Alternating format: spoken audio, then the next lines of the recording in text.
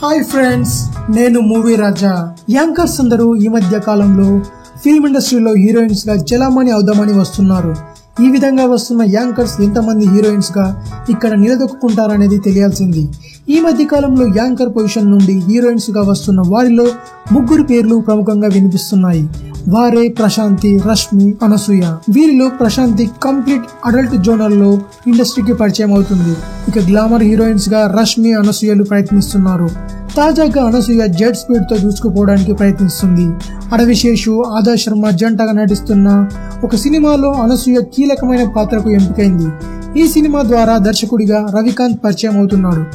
ఈ సినిమాలో ఒక కీలక పాత్ర ఉండడంతో అది అనసూయ చేస్తే బాగుంటుందని ఆ సినిమా యూనిట్ భావించిందట. అయితే నిజానికి ఈ రోల్లో యాంకర్ రష్మి నటించాల్సి ఉంది. రష్మి ప్రస్తుతం గుంటూరు టాకీస్ మూవీతో పాటు మరో మూవీలోనూ హీరోయిన్ గా నటించనుంది. తాజాగా వచ్చిన అడవిశేషం మూవీ ఆఫర్ ని రష్మి కాదనుకోవడంతో ఈ ఆఫర్ అనసూయని వరించిందట. ఇంతకీ రష్మి ఎందుకు ఈ ఆఫర్ ని వదులుకోవాల్సి వచ్చిందంటే రెమ్యునరేషన్ ని భారీగా డిమాండ్ చేసిందట. రష్మి అడిగినంత రెమ్యునరేషన్ నిర్మాతలు ఇవ్వలేకపోవడంతోనే వెంటనే వీరు అనసూయని అప్రోచ్ అయ్యి గ్రీన్ సిగ్నల్ ని తీసుకున్నారు. తను కాదనుకున్న ఆఫర్ లో అనసూయ నటిస్తుందనే విషయం తెలుసుకుని ఈ బ్యూటీ షాక్ అయిందట. ఎందుకంటే తన కాంపిటీటర్ కి ఇండైరెక్ట్ గా తనే ఛాన్స్ ఇచ్చినట్టు అయిందని రష్మి బాధపడుతుందట. మరిన్ని మూవీ న్యూస్ కోసం రీమిక్స్ కింగ్ ఛానల్ ని సబ్స్క్రైబ్ చేయండి. Thanks for watching. బాయ్.